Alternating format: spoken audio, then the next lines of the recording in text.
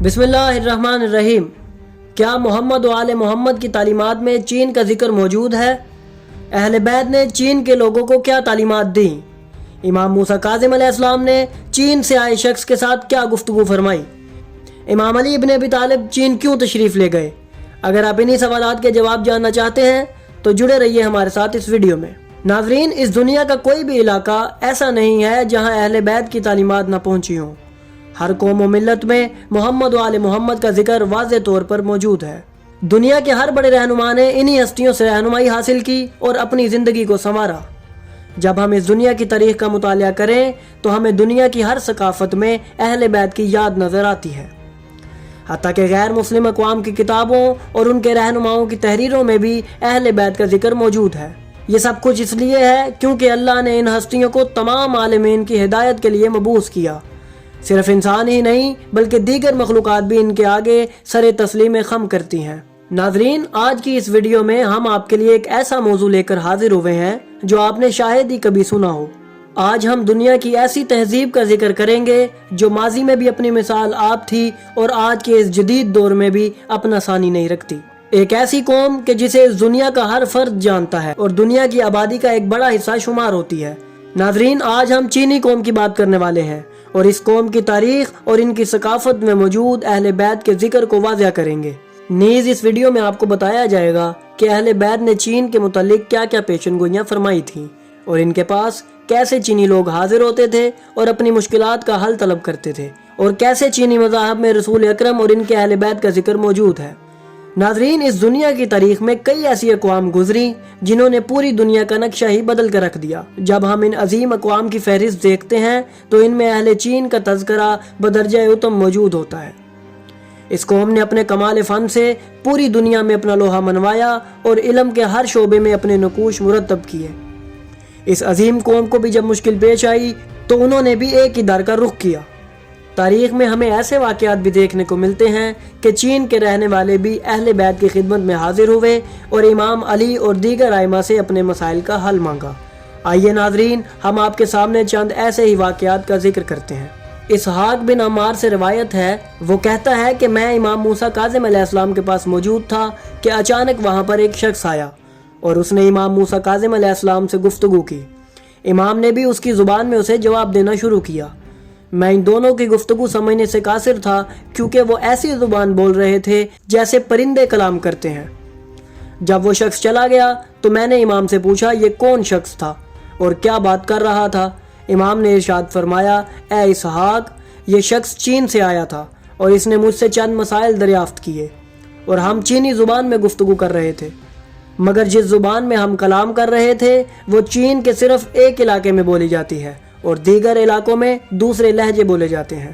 اسحاق کہتا ہے کہ میں نے امام سے کہا، یا مولا، کیا آپ ان کی زبان سے واقف ہیں؟ امام نے ارشاد فرمایا، تو تعجب کیوں کرتا ہے؟ حالانکہ میں تمام اہل زمین پر حجت ہوں اور اللہ کی حجت انسانوں سمیت ہر ذی روح کی زبان سے آگاہ ہوتی ہے۔ آج بھی جب ہم اس زبان پر تحقیق کریں تو ہمیں معلوم ہوگا کہ چین کے کئی علاقوں میں کئی لہجوں سے یہ زبان بولی جاتی ہے اور ان کا تلفظ بالکل ایسا ہی ہوتا ہے جیسے کوئی پرندہ کلام کر رہا ہو۔ چونکہ روایت ایک عربی شخص سے ہے جو اس زبان سے واقف نہ تھا، اس لیے وہ ان جملوں کو نقل نہ کر سکا کہ امام نے کیا الفاظ ارشاد فرمائے۔ ایک اور روایت کتابوں میں نقل ہوئی ہے کہ محمد بن سنان کہتے ہیں، میں امام جعفر صادق علیہ السلام کی خدمت میں تھا، پس اچانک دروازے پر دستک ہوئی۔ میں نے دروازہ کھولا تو ایک شخص امام سے ملنے کے لیے اندر آیا اور ان کے پاس بیٹھ گیا۔ ان دونوں کے درمیان جو گفتگو ہوئی اسے میں سمجھ نہ سکا۔ تھوڑی دیر بعد امام نے اسے عربی میں کلام کرنے کو کہا۔ امام نے اسے کہا کہ مجھ سے بات کرے، پس اس شخص نے مجھ سے کہا کہ میں چین سے آیا ہوں۔ امام نے اس سے پوچھا کہ تم لوگ ہمیں کیسے پہچانتے ہو؟ وہ شخص کہنے لگا، ہمارے علاقے میں ایک پودا ہے جس پر ہر سال پھول لگتے ہیں اور وہ پھول دن میں روزانہ 2 مرتبہ کھلتا ہے۔ صبح کے وقت جب وہ کھلتا ہے تو اس کے ہر پتے پر لا الہ الا اللہ محمد الرسول اللہ لکھا ہوتا ہے، اور جب شام کو کھلتا ہے تو اس پر لکھا ہوتا ہے علی امیر المومنین رسول اکرم کے خلیفہ ہیں۔ ناظرین، اہل بیت جن اشیاء کا استعمال کرتے تھے ان میں چین کے علاقے سے آنے والی اشیاء بھی موجود تھیں۔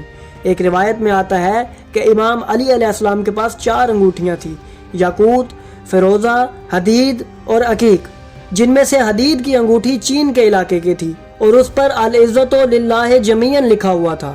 اس کے علاوہ ہمیں اہل بیت کی کئی احادیث میں چین کا ذکر ملتا ہے۔ ایک مشہور مکالمہ جو امام علی علیہ السلام اور ایک ماہر علم نجوم کے مابین ہوا، اس میں بھی امام نے اسے چین کے متعلق خبر دی تھی، جس سے یہ ظاہر ہوتا ہے کہ اہل بیت اہل چین کے حالات سے باخبر رہتے تھے۔ رسول اکرم کے زمانے میں ایک واقعہ کتابوں میں نقل ہوا ہے کہ چین میں ایک بادشاہ رہتا تھا جس کے بیٹے کو دوسرے شہر کی شہزادی پسند آ گئی۔ وہ 5 افراد کے ہمراہ کشتی میں اس علاقے کی طرف چل پڑا۔ ابھی انہوں نے 6 ماہ کا ہی سفر طے کیا تھا کہ ایک سمندری طوفان نے ان کو آ لیا۔ چین کا بادشاہ 5 سال انتظار کرتا رہا مگر اسے کسی قسم کی کوئی خبر نہ ملی۔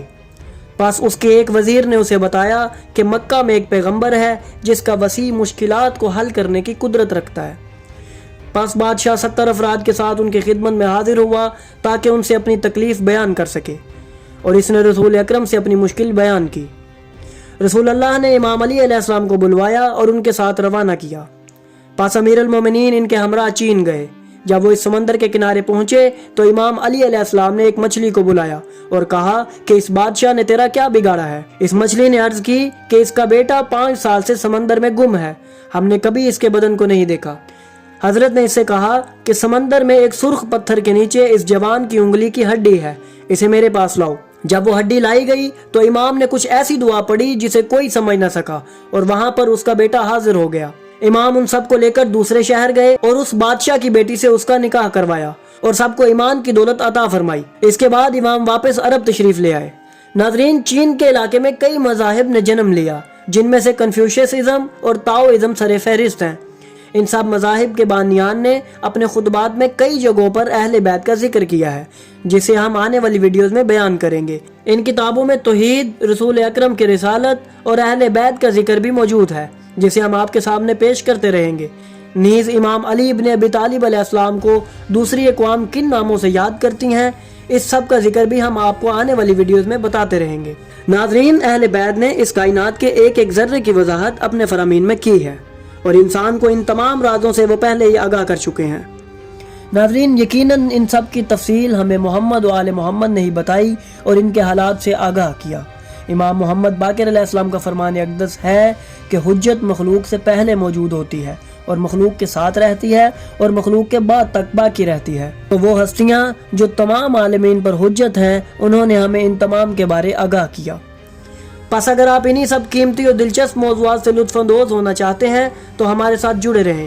اگر آپ کو ہماری یہ کاوش پسند آئی تو ہماری ویڈیو کو لائک کریں، ہمارے چینل کو سبسکرائب کریں اور بیل آئیکن کو بھی دبا دیں تاکہ آپ کو ہماری آنے والی ویڈیوز ملتی رہیں اور آپ علم سے مستفید ہوتے رہیں۔